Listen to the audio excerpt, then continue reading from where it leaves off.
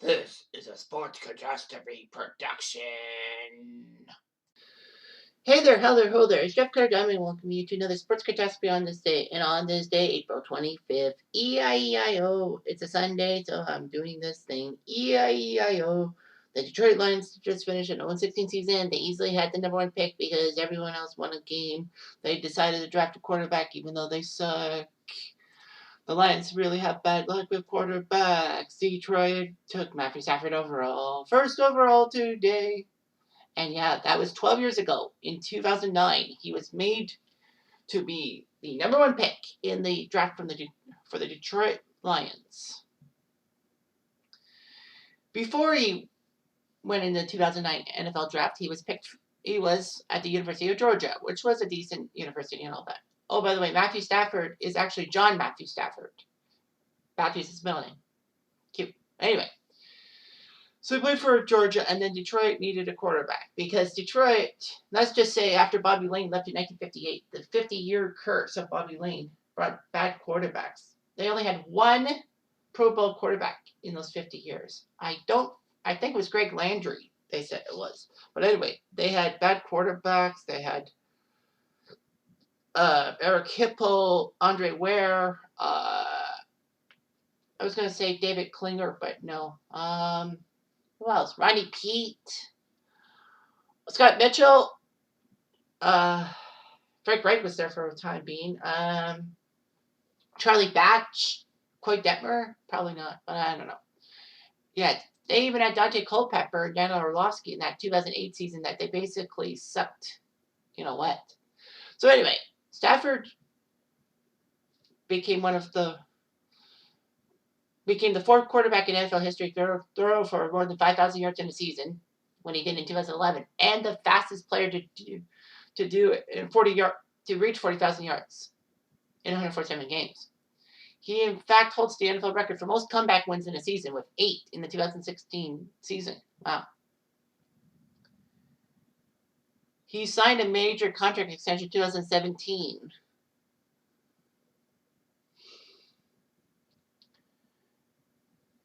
However, he was traded to the Rams in exchange for Jared Goff. So basically, this was the offseason. So Stafford's in LA, whereas Goff is now in Detroit. So anyway, he looked pretty good, and Georgia was a pretty good school. He had some good stats.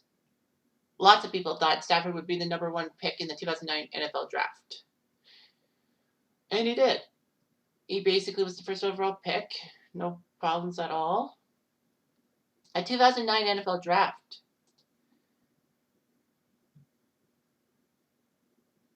Was huge and all that. It was actually the first draft since 1983 that 2 centers were picked in the first round. Now remember, center is different in football than basketball. Center is just basically the guy who hikes the ball and basically tries to block the quarterback. Cleveland took Alex Mack and Buffalo took Eric Wood. It was the first time since 1993 that a Miami Hurricanes player was not selected in the first round. Wow. The 2009 draft has seen 11 of the 32 first-round selections make the Pro Bowl and 27 in total for the entire class. Basically, they said it was one of the worst drafts in league history, and this was the first time that a Mr. Irrelevant, aka the final pick of the draft, actually went on to win a Super Bowl, right in second. So Matthew Stafford was picked first overall by Detroit. The Rams went second and took offensive tackle Jason Smith from Baylor.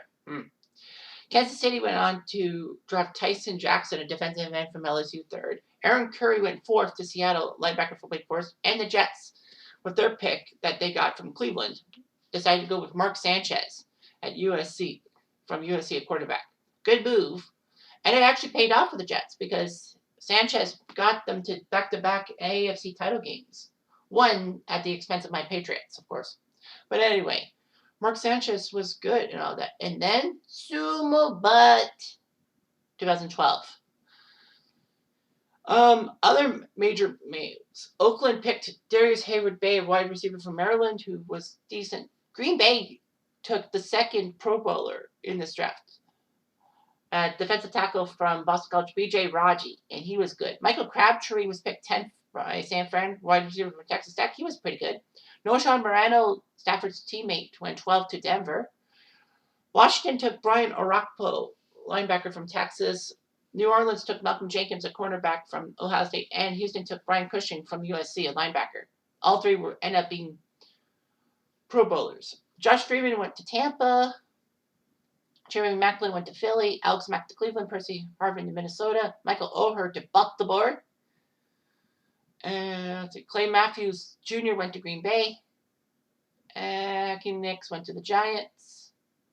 Yeah, not a whole lot of talent and all that. So anyway, Stafford would be the starting quarterback heading to the season. The first Lions rookie quarterback to start week 1 since Greg Landry in 1968. He didn't do so well and all that. But the Lions did decent and all that. He only started 10 games for the Lions because of injuries. And the Lions were 2-8. But the good news for Stafford, in a sense, was that the Lions didn't win without him. So basically, yeah, they were 2-14. Stafford would have injury problems with his shoulder and all that. But he started picking up speed in the 2011 season and all that, helping the Lions out and doing quite well for himself in Detroit. But of course, just a month ago, Stafford was traded to the Rams for Jared Goff, a third-round pick, and 2 first-round picks in 2022 and 2023. I mean, why would Detroit do that? Probably to get rid of his contract? They're going to live to regret it, even though Detroit is not a good team. I mean, do you think Jared Goff is going to help the Detroit Lions out? So anyway, Stafford in his regular season has played 165 games. He's never come off the bench. He's always started a game if he's played in a game. He's 74, 90, and 1 in those games.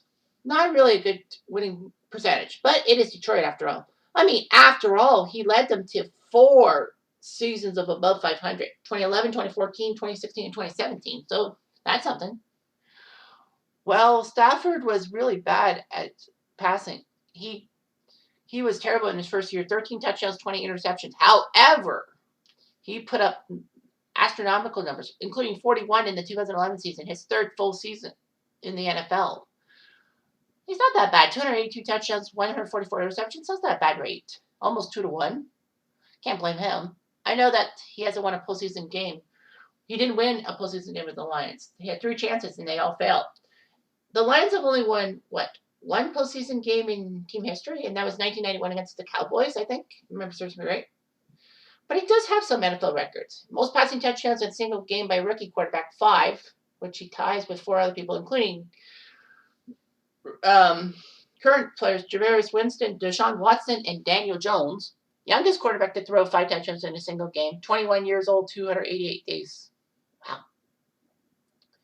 First quarterback in history to complete 60% of his passes in each game in a season, 2015. Wow, that's amazing. Most games with at least 1 touchdown pass in a season, 16. Well, now that they want to put a 17th game in the NFL schedule, I mean, honestly, I'm not happy with that. But anyway, yeah, that could be broken. Most consecutive 350-yard passing games. 15 plus 4. He ties Drew Brees. Most passing yards in a game without a touchdown, 443. That's amazing. How he could throw a 400-yard game without throwing a touchdown pass. That was 2012 against the Falcons. Most passing attempts in a season, 727 in 2012. I mean, Detroit didn't really have a good running game. He's the fastest to 15,000, 20,000, 25,000, 30,000, and 40,000 career passing yards.